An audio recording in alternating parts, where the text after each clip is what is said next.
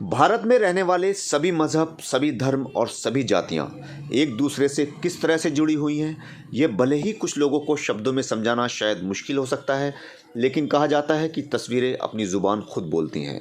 सभी धर्म और मज़हब के लोग आपस में एक दूसरे से किस तरह से जुड़े हुए होते हैं, ये इस वीडियो को देखकर आसानी से समझा जा सकता है। जब किसी मज़हब का कोई त्यौहार आता है तो हमेशा ही देखा जाता है कि दूसरे मज़हब से जुड़े ऐसी बड़ी संख्या के लोग उस मज़हब में इस्तेमाल की जाने वाली चीज़ों को बनाने में काम करते हैं। जैसे दशहरा आता है तो रावण का पुतला बनाया जाता है, और कांवड़ आने वाला होता है तो कांवड़ बनाई जाती है, और उसको इस तरह से तैयार किया जाता है जिससे शिव भक्तों को इतनी दूर का सफ़र पूरा करने में किसी तरह की परेशानी का सामना न करना पड़े।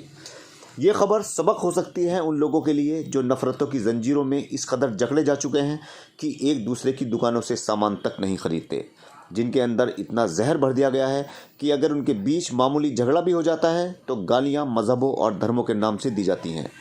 हमें अगर आगे बढ़ना है तो इस सोच को बदलना होगा, वरना हमारा ये मुल्क विकसित तो हो जाएगा मगर विकासशील कभी नहीं बन पाएगा। हमें अगर आगे बढ़ना है तो अपनी सोच बदलनी होगी, जहर फैलाने और पिलाने वालों से बचना होगा, एक दूसरे के साथ मोहब्बत के साथ रहना होगा, वरना हम कभी भी तरक्की नहीं कर पाएंगे। और हमें हमेशा अपने आप को बनाने के लिए, अपना परिवार और खर्चे चलाने के लिए दूसरे मुल्कों पर निर्भर रहना होगा। भैया क्या नाम है आपका? मेरा नाम मोहम्मद आरिफ है। हाँ, ये जो आप कांवड़ बनाना का काम करते हैं कब से कर रहे हैं? ये हम बहुत सालों से कर रहे हैं, हमारे पापा दादा की टाइम से काम हो रहा है ये।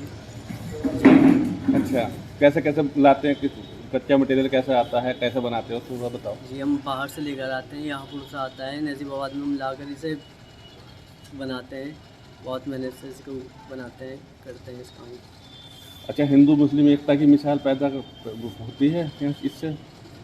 मैसेज जाता है इससे, जैसे आप मुस्लिम होकर कांवड़ को बनाते हैं?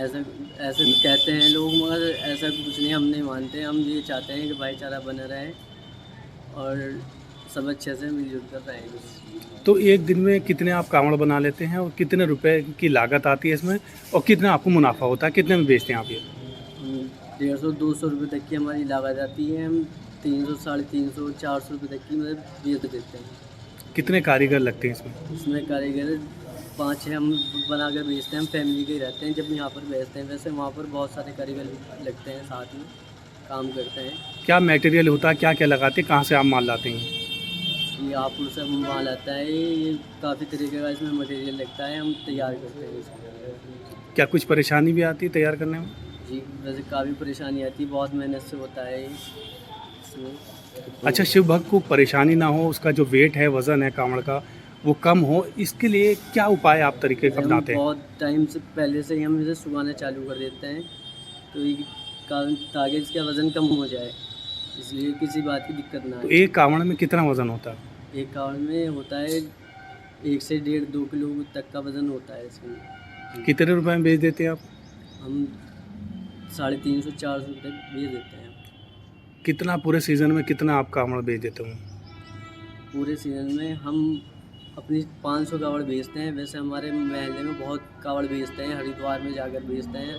सारा काम हमारे महल्ले में होता है। तो कहाँ कहाँ सप्लाई होता है कांवड़ आपका? कावड़ का काम हमारे सभी जगह सप्लाई होता है। काफ़ी लोग आते हैं लेने, ख़रीदने आते हैं नजीबाबाद से, वो अपना जाकर बेचते हैं।